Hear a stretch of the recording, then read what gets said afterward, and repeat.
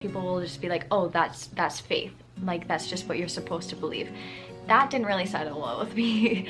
So long story short, about to get longer, I basically just backed off of religion altogether. And then fast forward many years, I graduated university and I was waiting to go back to school the following fall for nursing, and I was working at a restaurant.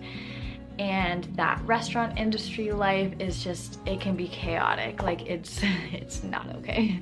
I essentially was waking up every single weekend being like, what am I doing with my life? What is my purpose? Like, I was just having a lot of internal struggles. So I was really just struggling with the way that I was feeling on the inside, not being the way that I was acting on the outside. And that was really difficult for me. I knew I needed to find more direction in my life.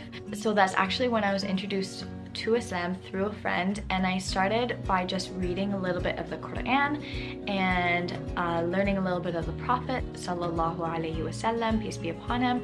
So all of those questions that I had previously growing up with other religions started to be answered in a very straightforward, factual way. They really started to touch my heart. I started to be like, wow, okay, this makes sense. I felt like for the first time, I was learning the truth.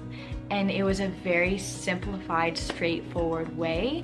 It really hit me hard. Besides learning about the Quran and a little bit of the Prophet at the time, I started to meet some Muslims. So the people that I was being introduced to really embodied like amazing characteristics. So I started